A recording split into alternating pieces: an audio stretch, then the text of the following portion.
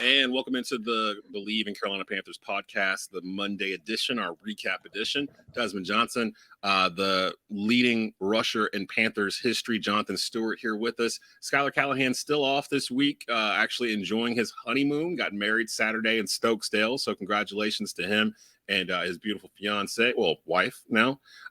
So he'll be back with us next Monday. He's out for the whole week. He had to shut everything down to get that done. Panthers and Falcons. In theory, you could say this is one of the best games of the year. It was up and down. It was all over the place. It was a lot of scoring, especially in the fourth quarter. The Panthers come away, though, with the loss in overtime, 37-34. The Atlanta Falcons take over sole possession of first place in the NFC South. The Panthers fall to 2-6 on the season, 0-3 on the road. We'll get into that. We'll get into Stu's opinion of the flow of the game itself. How's Steve Wilkes doing, the interim head coach? He just finished speaking a little bit ago at the podium. We'll hear from DJ Moore, who talks about his crucial play and what happened after that, and a whole lot more. So we'll get into that. It's an open mailbag day as well. So if you have a question you want to pose to Jay Stu or myself, an opinion about what happened during the game yesterday, any of that kind of stuff, this is a very interactive podcast. So you can actually respond, and we will answer it live in real time here on the show. Before we get into everything, though, a word from our sponsors at BetOnline.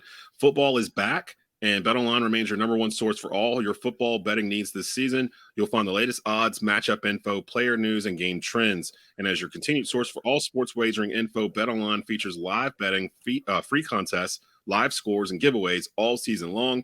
Always the fastest and easiest way to bet all of your favorite sports and events like Major League Baseball, MMA, tennis, boxing, and even golf.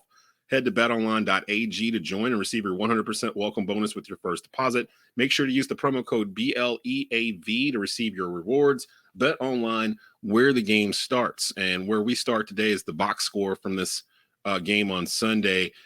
Stu, just to set us off here, what was the one thing that you saw? What was the main thing you saw that stood out to you yesterday about the Panthers' play against the Falcons? So if you had to break it down into a phrase or a sentence from coming out of that game, what would you use? Poise. Number 11, Mr. Philip Walker, PJ Walker. I think that really sets the tone for what this team is trying to be. A lot of ups and downs. There's a lot of opportunities where I think, any other quarterback that isn't made for that moment would fold under pressure. I think everyone that's listening to this podcast right now that's watched that game yesterday, you have a lot to be happy about in the way that he played yesterday. PJ taking the shots downfield when it matters. Not just, you're up by 14, it's the beginning of the game, but when it matters and trusting his guys. Because, there was a point where DJ Moore, across the middle of the field, drops a pass that was beautifully thrown. It was kind of tipped a little bit and kind of threw DJ off of his rhythm. But those types of plays where a quarterback entrusts his receiver the way he did to come back to him to make the potential game-winning touchdown catch at the end of the game there, it reminded me of the same thing that happened with the Seattle Seahawks yesterday when Geno Brown connected with Lockett for a deep touchdown pass early in the game. Lockett dropped one. And Geno showed no hesitation, and he showed all the confidence in the world in his playmaker to deliver him another ball. Things like that, when you see that from your team, when you have a quarterback that's leading the way he did yesterday with poise, it's a beautiful thing to see. And seeing him grow into that role, in the leadership role, playing the quarterback position, that's what you want out of your quarterback. And I think, a big kudos goes to Coach Wilkes with that. His poise reminds me of Coach Wilkes' poise. How Coach was looking on the sideline, unbothered, It's exactly how our quarterback looked yesterday, which was unbothered. So, I mean, I would say long-winded answer is what stood out most to me was the poise of PJ Walker and in the way he played that game. For me, I think it was the fact that we have not been a de facto rushing team, like running team, like a team that's known to run the football, really since you were here. Like I was sitting there thinking about it. I was like, even after you were gone and Christian McCaffrey became the lead back, I don't know if we were really considered a running team per se. We kind of lost our identity a little bit over the past 4 years from compared to the previous 21 or whatever. And yesterday, the one thing I wanted to see was were we going to stay committed to running the ball like we did the week before, where we rushed over 170 yards. Oh, excuse me, we rushed over 170 yards, and they did that. 169 yards on the ground, 36 attempts, 4.7 yards per carry. Like that's going to put you in position to do a lot of good things over the course of a full season. Like I feel like the fans need to kind of forget the first 6 games happened. I know it says we're 2-6, but you almost have to like let that first third of the season go because it just was a totally different team. Like this team doesn't feel like the same team that it was 3 weeks ago or 4 weeks ago or whatever. Now, granted, in this game, I will say I was getting a little worried about your boy Peanut Butter and Jelly first half. I was concerned. He was throwing balls behind receivers, in front of receivers.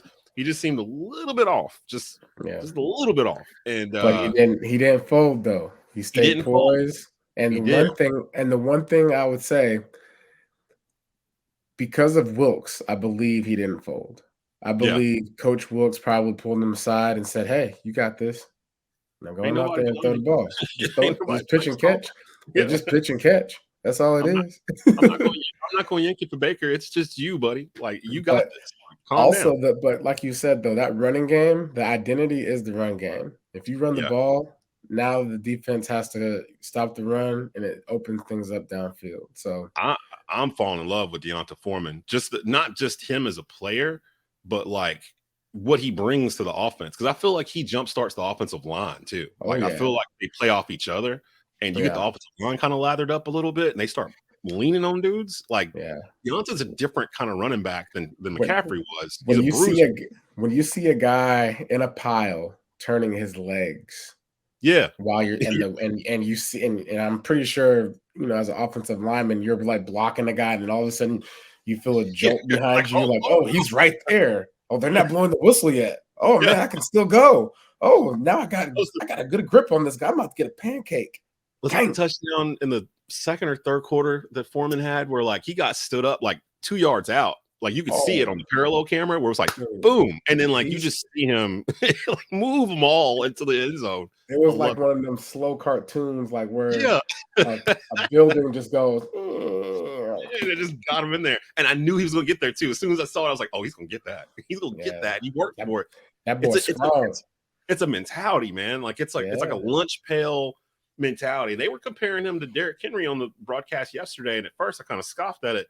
And as the game went on, I was like, okay, I see some parallels here. I can see why they were able to plug him in at Tennessee last year and not miss a beat, because he's the same type of runner. He's an upright, big dude. Late in games, people are wondering if they want to tackle him. Yeah, he's got a little shiftiness to his feet. Between him and Chuba Hubbard, who we could have really used in this game yesterday, although again, the other guys, Blackshear showed up. Spencer Brown showed up, some key carries. I feel like this is a formula they can use each week. Now, let's just get to the elephant in the room, the end of this game, 37-34. Actually, you know what? Before we do that, real quick, Brad Tippett wanted to ask you this open mailbag here on Bleav in Carolina Panthers. Should the Panthers have used CMC and Foreman more like D. Will and Stu back in 2009? Could they have had double trouble 2.0? That's a question we'll never know, Brad. Because I think they should have, but very speculative. Or is that speculative? They didn't really do that when you and him were here together, though, right? They didn't really run it the exact same way as when it was you and D'Angelo. Was there a difference? I mean, early on when me and D'Angelo, when I first got here, we definitely shared the backfield. We just came out of the game whenever we felt like it. Whenever we retired. Just kind of had like a look to the sideline, like, hey, you see me over there tired, come and get me. Well, So it's kind of like a tag team in that realm. But we really didn't get to maximize our time together in the backfield because of injuries. There was a spell of injuries that I had to overcome. There were some injuries that he had to overcome. So there's a yeah. large part of time where it was just the guy that's healthy that's playing. So but to answer your point, should they have used Foreman earlier on? I absolutely think they should have, because I think it's always good to have a change of pace back, to just, to just give a defense a different look. There's times where Foreman was in on certain downs, when Christian was here. I would have wished they would have, actually given him the ball more on those downs. So that way it just wasn't predictable. Yeah. I saw that before Matt Rule was let go, Deonta Foreman had only had 7 carries with the Panthers to that point. It's almost criminal, like how much it appears that Matt Rule was holding back the roster because, again, it feels like a completely different unit. Terrence Marshall out here making big catches. Yeah. He was MIA like the whole year until like a couple of weeks ago. I mean, right now, what's happening is it seems like Coach Wilkes is like uncuffing some of the players that have been on the team. Yeah. And Just his presence being there. Yeah, just his presence being there, maybe their confidence, and then just him, letting these guys know, like, hey, you're on this team for a reason, is to help us win games. So get ready, be ready, and stay ready. So so now let's address what happened here at the end of this game, because I saw a lot of people. Usually on Monday, it's me trying to assign blame to someone for whatever just happened on Sunday. I'm not going to do that on Monday. I'm not doing that this week because I don't feel like it's justified. And word from the NFL kind of proves that statement. So DJ Moore, for starters, PJ Walker launched this football like 64 yards in the air. 70. Like, so they score on a touchdown with 20 seconds left in the fourth quarter, no timeouts. You're looking for that moment. You know what I mean? Like, you're okay, PJ, this is it. This is a moment. You can make a moment. And lo and behold, somehow DJ Moore, I don't know how the Atlanta Falcons allowed this dude to get behind them, knowing what the situation was, but he did. He catches the football. It's a touchdown. Game tied 34-34. From that point on, things go nuts because DJ Moore, gets out the end zone, takes off his helmet, celebrates with his teammates, flag on the play. So the flag actually, Atlanta had a choice. They could choose to either take the yards on the extra point, or they could choose to, what was the other option they had here? I'm trying to find it. They had 2 choices. They could do one or the other. They chose to do the yards. And Eddie Pinheiro, the kicker, missed it. It was a 48-yard point after attempt, and he pulled it left to the upright. They go to overtime. Atlanta gets the ball first. C.J. Henderson, who had been much maligned the past couple of weeks by Panther Nation for a couple of blown Can you please explain what that word means? Maligned? Yeah. He had been basically picked on by the Panther fan base for blown assignments. Actually, just for the listeners that don't have a large vocabulary. I think they basically were making fun of him for like, why are you here? That kind of thing. Oh, you're a rule guy. That kind of thing. Henderson gets the interception off of Marcus Mariota, takes the ball 54 yards up to the Falcons 20. We're thinking, okay, DJ's going to get the defense had his back. That's what I was thinking the whole time. I was like, oh, the defense went out there and got it back for him, which they did. And then Eddie Pinheiro botched another kick. He yanks it from 32 yards out, which is actually shorter than a regular extra point. So here are my points here for that.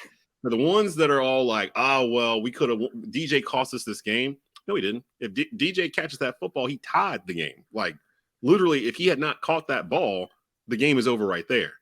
What he did after did not it didn't make it where we were guaranteed not to kick this extra point. And it painfully drove it home in overtime when Pinheiro missed a kick shorter than the extra point would have been after DJ did it. So in theory, we have no idea if Pinheiro would have hit that extra point after DJ scored the touchdown. So it could have went overtime either way.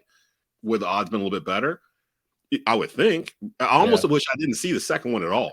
If I hadn't seen the second one, I'd have felt more comfortable. Like, okay, if DJ hadn't done this, then we probably would have hit the extra point. But this is what people have. Oh man, yeah, this is what people have to realize. You have a guy that fought for 60 minutes to win a football game and running all over the field to get open. And he got open. Yeah. At the very last play of the game supposed to be the last play of the game. It wasn't that much separation either. I think ESPN or somebody had it was like a 0.8 second. I mean, literally, the dudes are on his back. Like, on his back. Literally on his shoulder and his arm. He's going for the catch. And PJ threw a rope. A dime. Yeah. And so the excitement level that a guy has in that moment, I mean, I'm in my living room going bananas. I'm over here pushing I got friends from out of town. I'm over here pushing them. He almost fell into the fireplace. It was crazy. My wife was sitting here trying to take a nap. I don't know why she thought she could take a nap on the couch during a Panther game, but my little nephew over there crying on the couch because he's scared that we over there yelling in the house. It was what? Did you feel like he was going to catch it? There was a sense I felt like he was going to catch it when the ball was there. When I saw PJ roll out of there, the way he moves the pocket, by the way, PJ, yep. I love how he moves out and gets to his place to throw. He gets to a place, if you've seen it, he gets to a place to where he can set up and throw it to wherever guys are open. And I love that about him.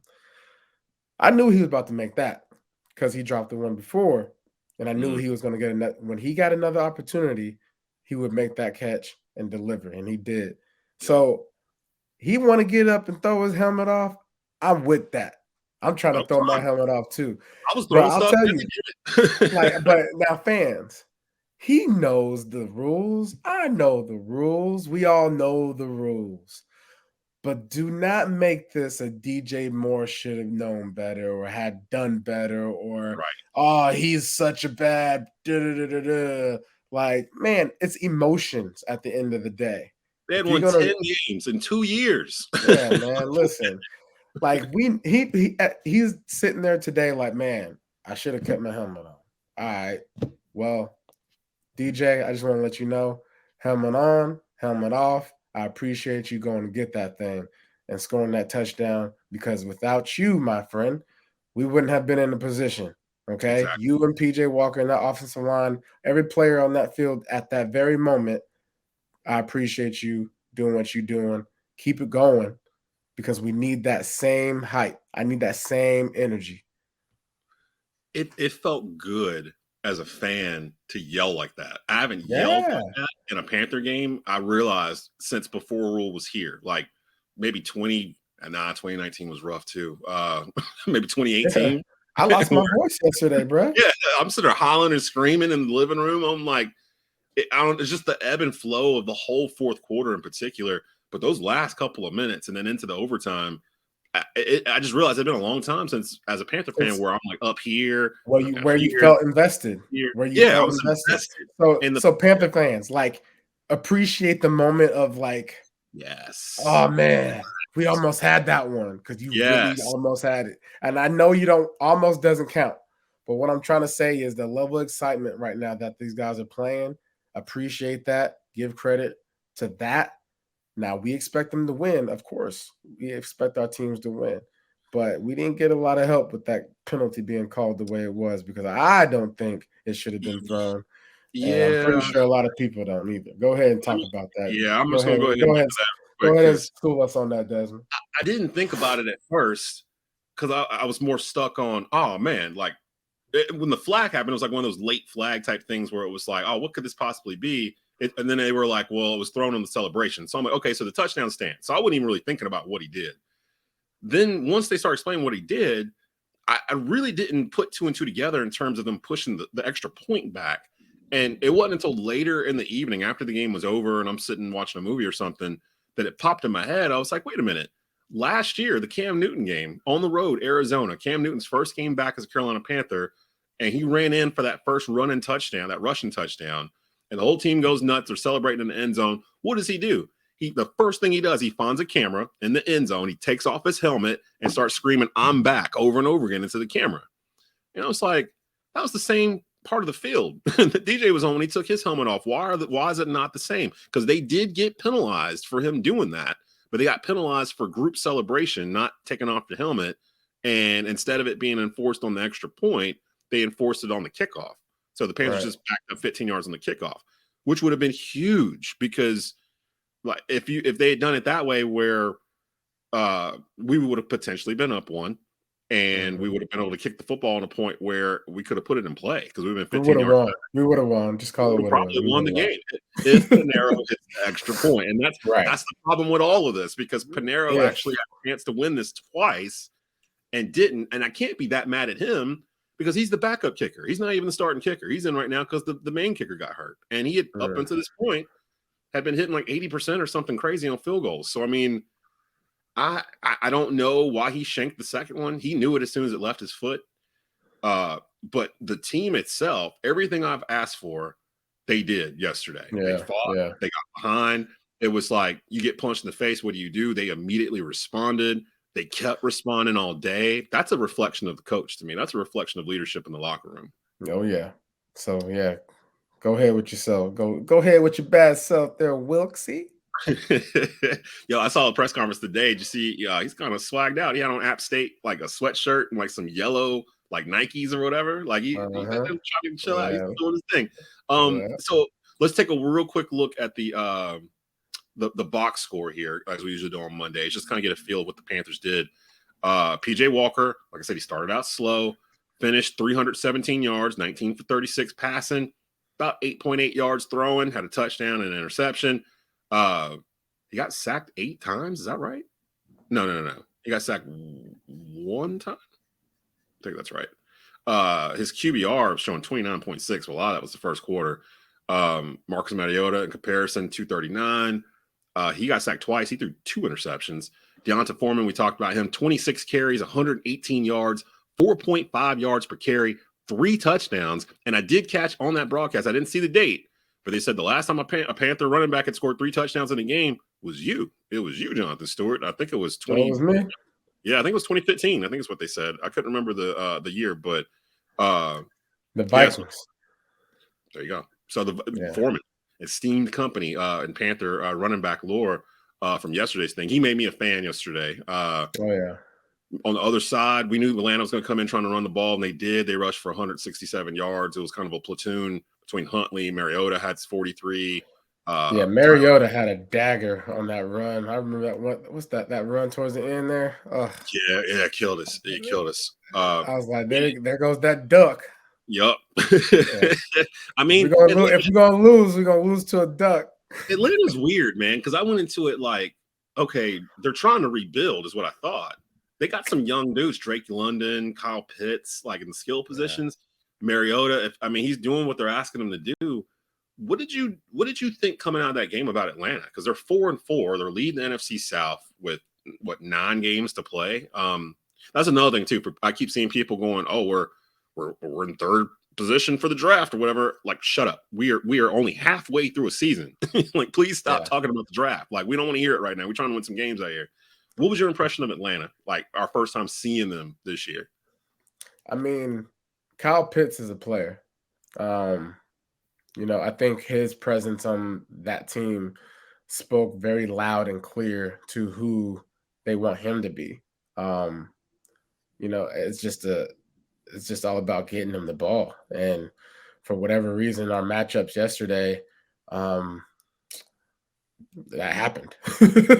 So I think, I don't know, man. I really feel like it's just one of those things where, like, you play this what if game, right? Like, what if Jeremy Chin was in the back there, covering deep? Like, would there be a Kyle Pitts in that game? I don't believe so. So I just know, I just think it's just one of those things where certain matchups for us just really were favorable to them on the defensive side.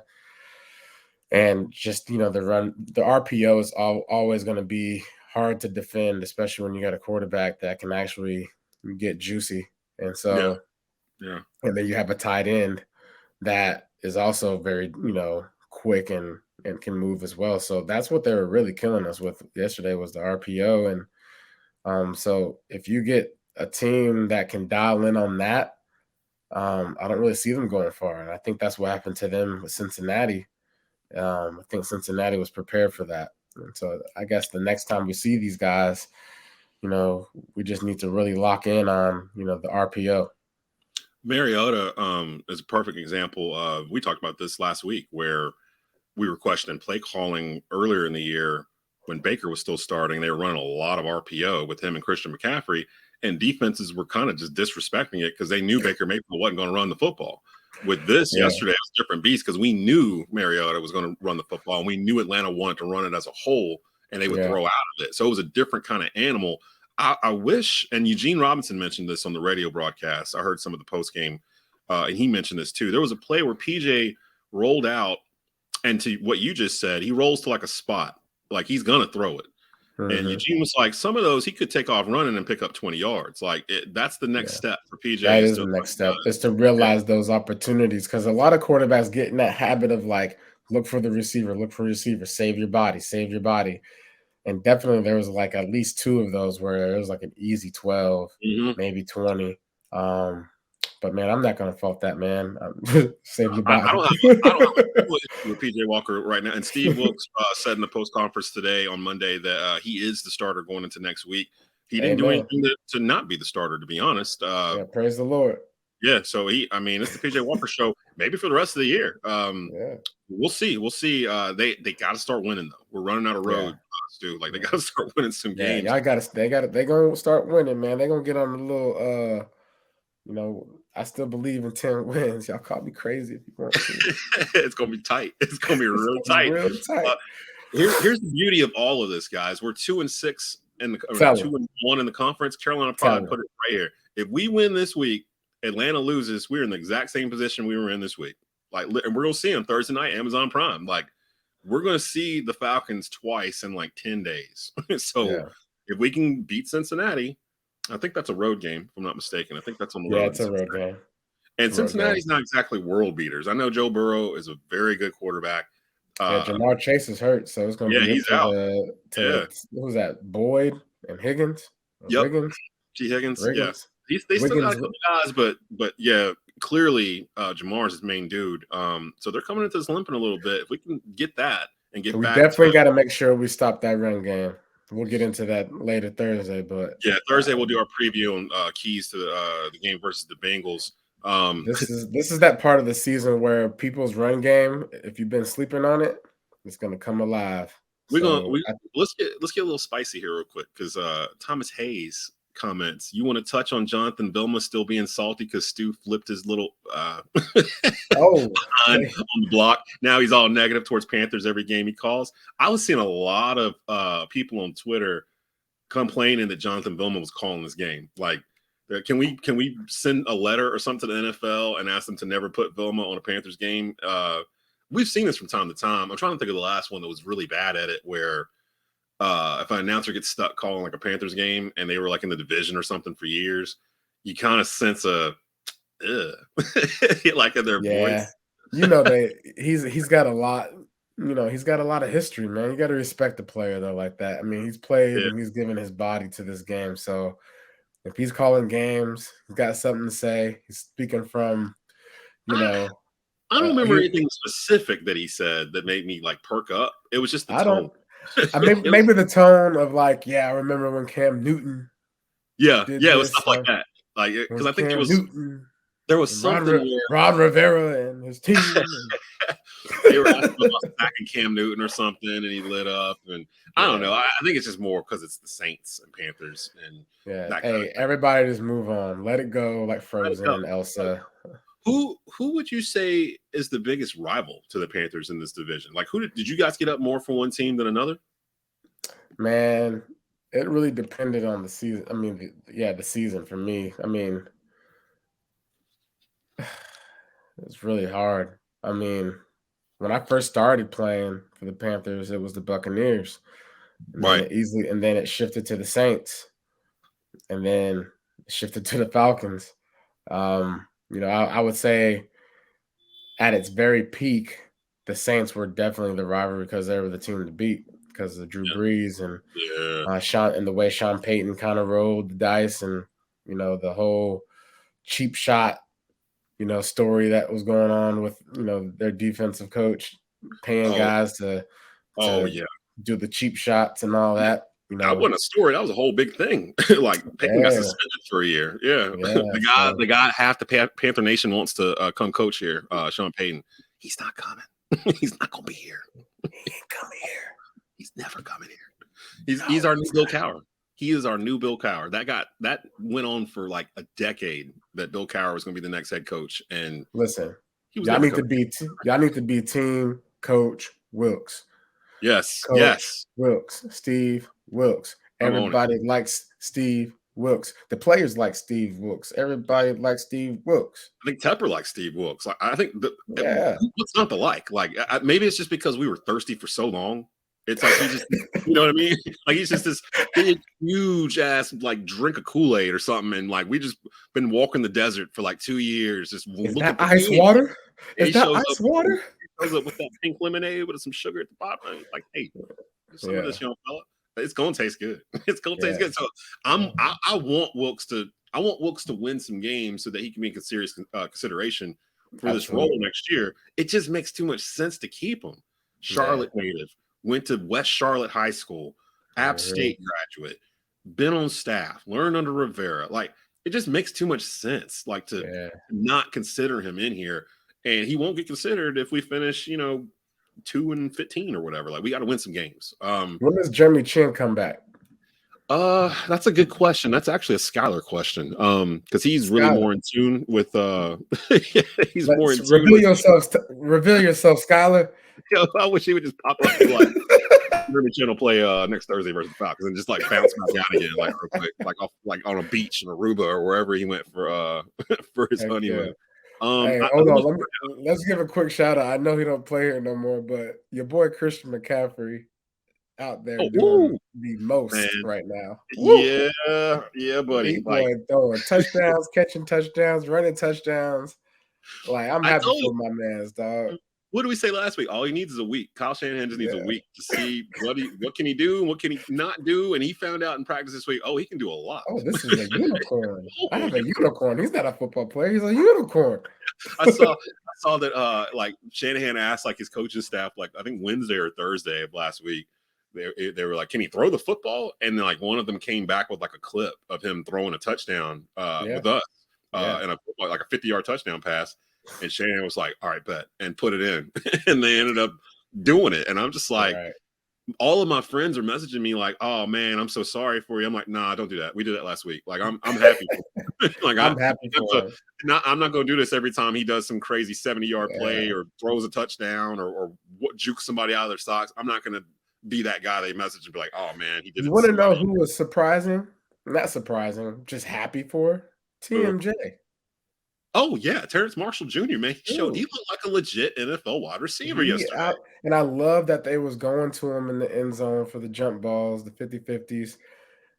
Keep on doing those because eventually he going to get them.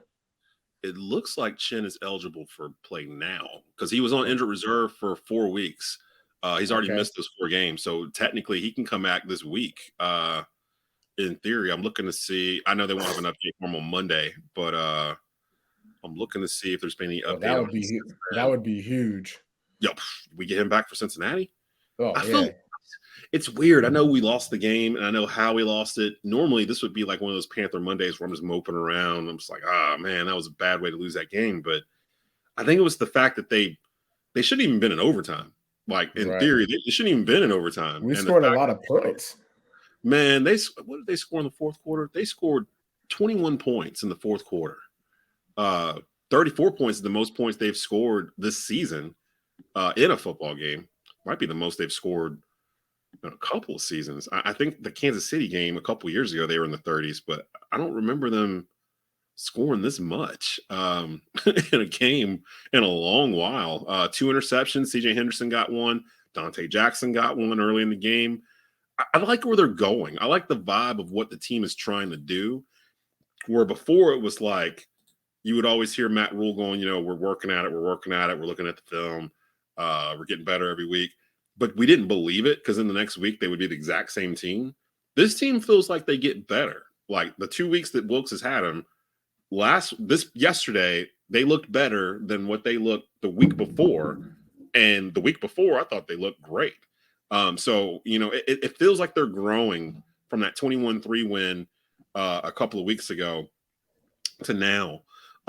Rock Jones asks the panel, chances we still win the South? You already know where my head is. Yeah, Stu got us winning 10 games. I think 10 games wins the South. Hell, 9 might win the South. You might be able to win it with 9 and 8. I think that the season is still young. I'm kind of tripping on Panther fans throwing in the towel on this season. There's still 9 games left in this season. We haven't even finished going through the first round of the NFC South. Like, there's still plenty of time. And this this division is not that great. It's not that great at all. Like we said earlier, if we win on Sunday and the Falcons lose, we're in the exact same position playing for first place on Thursday night on Amazon Prime. And I'm kind of expecting that to happen a little bit because I know I'm ahead, but I'm gonna pick the Panthers to beat Cincinnati. I won't give how or the score, but I feel good about them on the road. Yeah, I feel good about them too. I mean, we got the Falcons right after the Bengals, the Ravens. They're not looking great. You know how I feel about the Broncos. Let's ride. Yeah, that's gonna be a fun week. The Seahawks might be the one. Gino's Gino's kind of like PJ Walker right now, where he's an enigma. Like, people don't know. There's not enough tape on him playing well for us to really go off of it. And he's playing really good right now. Really good, making good decisions. And then, so I mean, you look at the rest of our schedule. I mean, the division games we got to win. So I'm good with us going. What's that? 1, 2, 3, 4 in a row, and then Seahawks come in. That might be a little difficult game. So that's 5 and 6. I think it's possible. I don't think it's crazy. Like the way the schedule looks and the way they're playing, they're getting some players back off of injury. I think, Chuba, I'd imagine, might be ready next week. He had the sprained ankle. Jeremy Chin, depending on how his IR stint went. Again, he's eligible to come back this week. We'll get some work. By the time we get to Thursday, we'll have a better idea if Chin will be available. Still a lot of season left.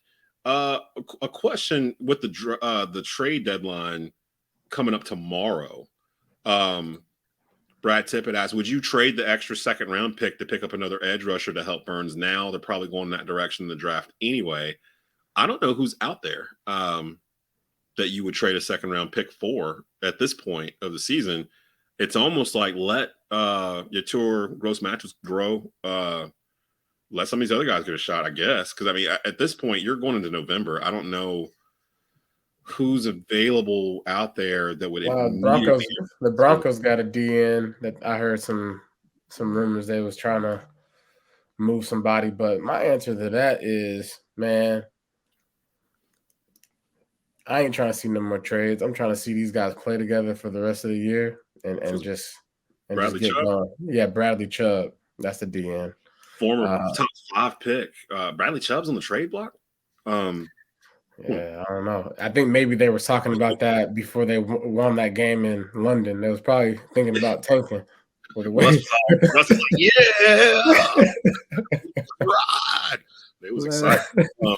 You got the Broncos coming. Like I said, it's going to be a fun week when we get to the Broncos. But yeah, overall, I felt like Panther Nation, don't beat yourself up over this. Feel happy that we actually are involved in a game that people were talking about on Monday, like for the first time in like 2 years. Like, I'm literally flipping through like First Take or Get Up or whatever, like I do in the mornings. And usually we're not talked about at all. The past 2 years in particular, they just don't even talk about us. And they're starting to talk about us a little bit. And some of the talking heads are starting to be like, hey, Carolina might be able to do something here. Glass half full, not half empty. We're okay. We're on better ground than we were a couple weeks ago. Feel good about that and the potential going forward that they've actually shown. I'm excited about that. Finally seeing some of these young players get put in positions to potentially succeed, whereas before some of them weren't even getting on the field and there was no explanation for it. But that's how I feel about it here in the end. Your final thoughts on Panthers Falcons. Panthers fall 37-34 in overtime to the Falcons, dropped to 2-6 on the season, but got strangely some new light going forward. What's your final thoughts as we get out of here? The performance, was good to see them put up points. Obviously, I'm pretty sure the defense isn't happy with how many points they allowed for the Falcons. Obviously, one of those touchdowns was due to pick six off the the screen lob there early on. But I think we can win with that, and I think that's what everyone saw, and I think that's why everyone's really disappointed. Is because you saw the potential of what the Carolina Panthers are to be and what we all, thought of the Carolina Panthers going into the season. So with that being said, I love this as a confidence game for them going forward into the Cincinnati Bengals game this week. Hopefully, guys didn't leave that game banged up too much. It's a short week. So, I'd actually, not thinking about it, I'd actually be surprised to see Jeremy Chin show up, for that game because it's a short week. But, that will help, going into that game. But, dude, the Panthers look good. I mean, offense looked good. And we needed that. We needed to see that, and we saw it. We know what the defense can do, and I'm pretty sure they are thinking to themselves, we will play better. And I'm excited about that. I almost forgot. Shout out to the offensive line. We need to shout out this offensive line because they are killing people right now. Like, Ike Ekwonu has turned into not just one of the best rookie linemen in the league, like one of the best linemen in the league. Yes. Like, it's string the past 4 or 5 weeks. Yeah. And it's accelerated a lot of other things. If the Panthers are going to rattle off 160 yards rushing per game, they're going to win more than they lose. Like, I'm sorry, they just are. With the defense that we have, they had a couple breaks at the end or throughout, and then the defense needs to learn to go out and take a game. And they kind of started doing that today. Yeah. They were really trying. Yeah, kudos to the defense for that last play. We got that interception. Yeah. I mean, that was one of those things. Let's go get this and win this game. Yeah. I really love, how the defensive line's playing too, led by Brown. My man came alive, right? Where's he been? Yeah, like he just as soon it's so crazy. It's like as soon as this cloud got lifted, like all these different names started like just randomly, like dudes that were never on the field, guys that had been out there the whole time. And it felt like we hadn't mentioned Derrick Brown's name in months. And now I feel like he had 5 tackles solo and 7 assists and 25 sacks. The future's bright. The future is very bright. And now we got some work to do. For those that are in the Steve Wilkes camp, we gotta get some wins, baby. We need some wins to justify this man's resume and keep him here. But we'll be back Thursday, 1 o'clock for the preview between Panthers and Falcons. Come on in. It's open mailbag Thursday. Tell them why you're mad Thursday. Maybe we open that up to the public as well, where we basically go through and explain something that irritated us throughout the week. It's got to be football related, not necessarily Panthers, but it's got to be football related. We'll open that up with the open mailbag on Thursday too. You can listen or hear or watch this episode and all other Bleav in Carolina Panthers episodes on the Bleav Podcast Network. On the YouTube channel for Tobacco Road Sports Radio. Just search that, subscribe. You'll get a reminder every time a new one's about to begin. That's where you can get the video and the audio's on every major podcast platform. Just search Bleav in Carolina Panthers. So for Jonathan Stewart, the newly married Skylar Callahan, I'm Desmond Johnson. You've been listening and watching to the Bleav in Carolina Panthers podcast on Bleav Networks. Keep at it.